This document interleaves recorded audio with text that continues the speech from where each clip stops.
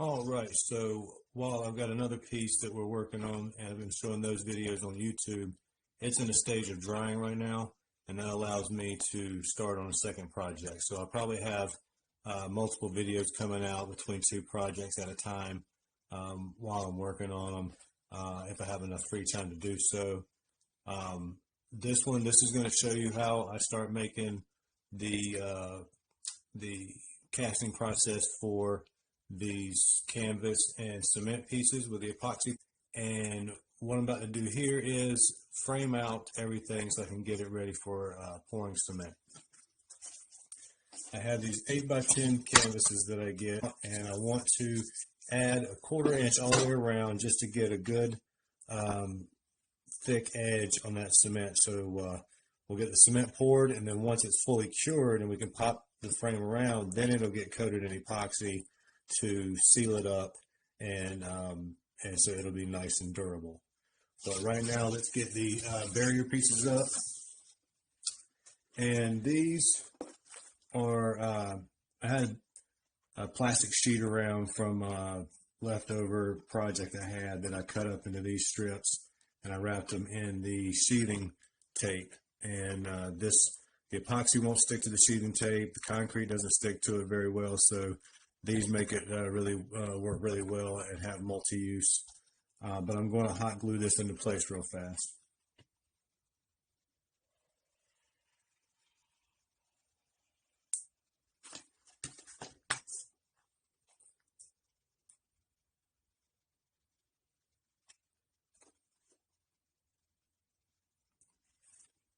And I will fast forward the other pieces just to save you guys from hearing me run my yap. One thing I will say with these, when I tape them, I try to tape it so that the side I'm going to use is just one solid piece of tape with no seam. If you notice, the seam is on the back, the creases are on the back. I want to keep this side on the inside so that the mold will take a flat shape on the edge and not form around these lines and possibly transfer those lines onto the side of the cement cast.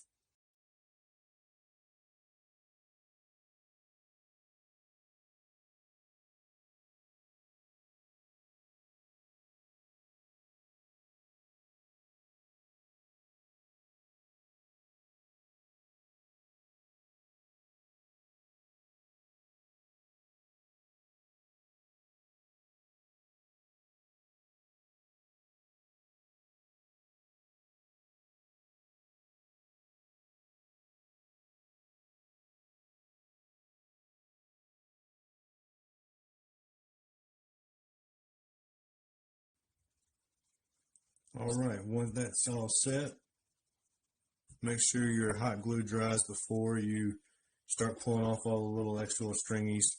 When you're normally using it, don't worry about it so much. They're going to get everywhere, but it's easy to clean it up after everything's fully dry. Once this is, I'm going to give it a couple minutes to make sure that glue sets up. I'm going to use silicone around the outside just to help make sure that the cement stays in and the water doesn't leak out. I'm not going to do the inside because sometimes the cement will pick up any streaks or anything that I leave with the silicone, so I don't want that pattern on the edge. So I'm going to silicone the outside and leave the inside open, and I'll make sure I silicone around here. I'm going to make sure I silicone inside my corners here, so I make sure that I don't have any leaks once I'm ready to pour pour the cement. All right, so the hot glue is set up. Now I'm going to silicone the perimeter.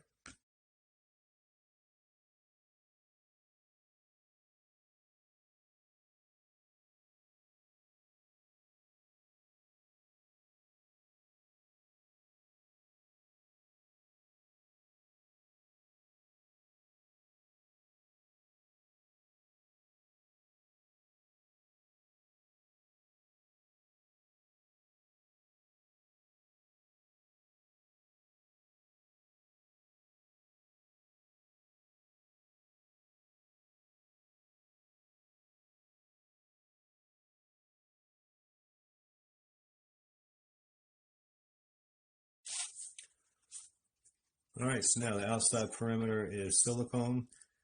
This will take probably about 4 hours to dry. So I'll wait for that to dry, but what will happen is I will set the canvas in here like this, and I will use Portland cement. It doesn't have any of the rocks and stuff in it like you would have your regular bag of cement you might pick up. So if you do anything like it, I would recommend Portland cement, and just make sure the mixture. We'll go over that when I mix it, but I just want to make sure that there's not any chunks in it when I go to do my pour. But the next step is my design, because I've got to cut out the piece I want that I can put in there that I'm going to pour the cement around to make as my negative space for the epoxy pour. So that'll be the next step. All right, so now this is going to be the concept for this piece. I already marked out the inside line is the canvas, the outside line is where I framed out, so where the end of the piece will actually be, just for size reference. Don't worry about this writing, this is just a scrap piece of wood. But the design is here outlined in blue that I've got to cut out. And this one is, the title of this piece is going to be File Not Found. The image is based on the handbag that is seen in many ancient carvings, and it's thought to be meant to be passing knowledge from one to another. And the reason it's going to be called File Not Found is because, right now we have, our own handbag that we carry around with us, and we can get all kinds of knowledge from it. But it can also be a big distraction if it's abused, so or used incorrectly. I think a lot of people assume that having your face buried in your phone is not good, but it really depends on what you're looking at on that phone. It can be a great tool to spread knowledge. So anyway, that's just kind of the concept behind this. When I come back, I'm going to get it set up and ready to cut. I'm going to use a jigsaw to cut the piece out. I'm not really worried about, I don't want it to necessarily be perfectly smooth, because it is based on these old carvings, and it was a very generic shape even in a lot of those carvings. So that's the concept, and I'll be back in a minute and we'll get this cut out. All right, so I'll put down a 5-gallon bucket, and I'll put my cutout on top of it. I've got a 1/2-inch paddle bit, and I'm going to drill some pilot holes for the blade of my jigsaw and get this piece cut out.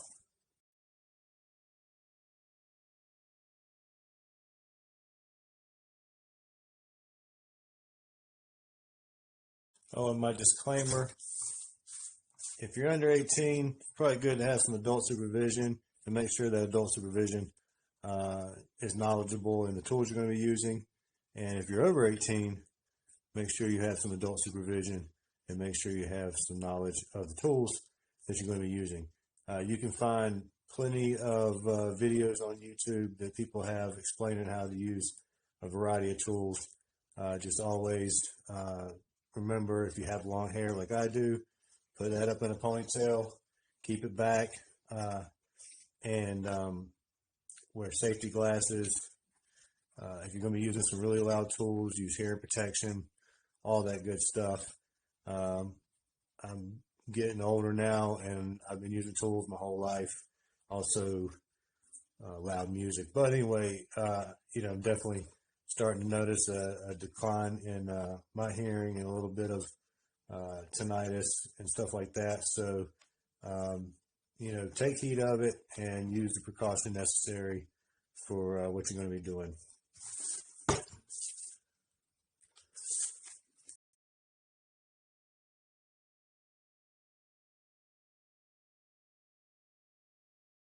All right, now we are ready to cut it out. I'm going to use a jigsaw.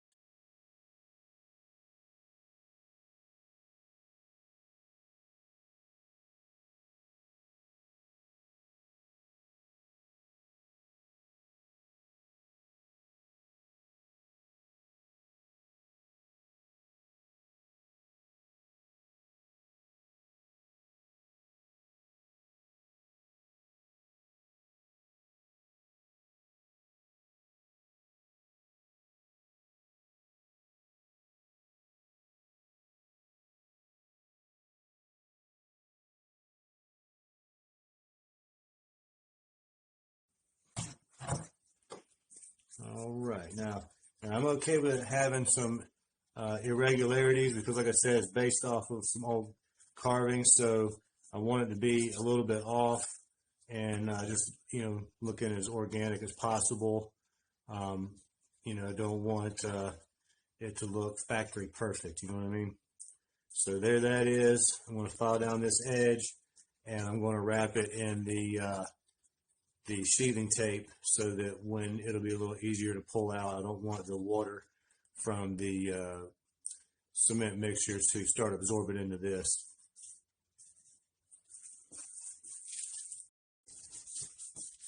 All right, so now I'm going to cover this in the sheathing, and once I get started here, I will speed this up for you.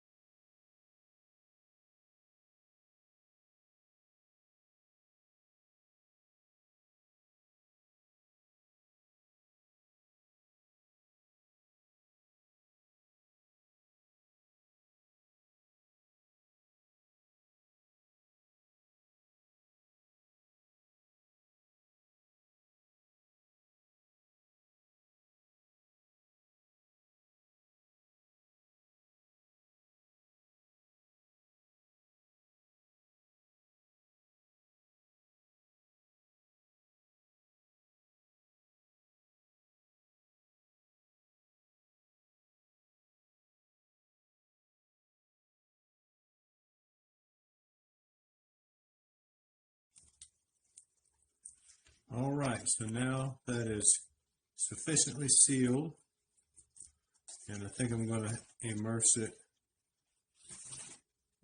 this way. And what I was looking at was if the angle inside here is tapered, if I'm going to stick it in the mold and pour around it when it dries, I don't want to have the fat end, if there is an angle to it, if the blade went off at all, I don't want to have the fat end at the bottom because then it'll make it harder to get out. So looking at this, I believe that this part here, if I can show it there, this angle here looks like it tapers to where it's bigger on this side, I believe. But all right, we got that sealed up. Before we started recording, I made sure to wear a mask and have proper ventilation, and I got a small hammer like this one, and I just tamped down until I got rid of all the large rocks. I don't want it to be too gritty. I want it to try to be as fine as possible. Now I'm going to mix up a little bit of water. I want it to be maybe a hair runnier than normal. I just want to make sure that it's going to get everywhere I want it to get. And I also wanted to wet the canvas a little bit on the frame that I'm pouring it over. I just want to try to get as much adhesion as possible and some grab, even though I'm going to coat it in epoxy to lock it all in. But let's go ahead and start mixing this up.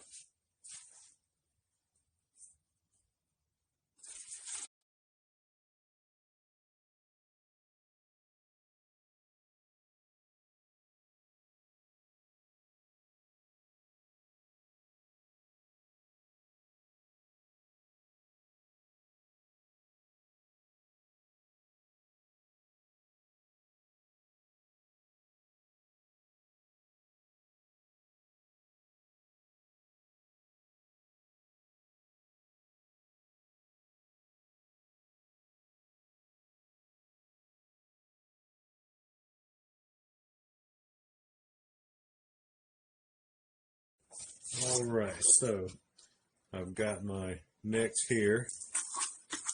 Let's see, it's fairly good consistency there. And I am going to scoop it around here and then use this painter tool over here to tuck it in around the frame there, get it in place. I don't think this piece I have to worry about the stuff floating too much. I think it's got enough weight on it. I think this is thick enough that I don't have to worry about it floating. And all right, let's get started.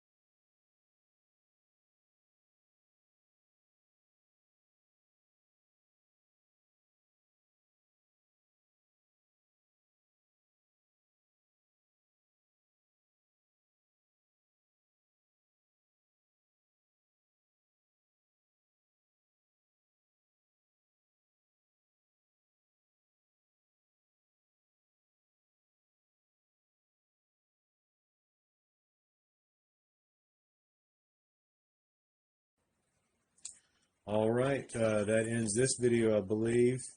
And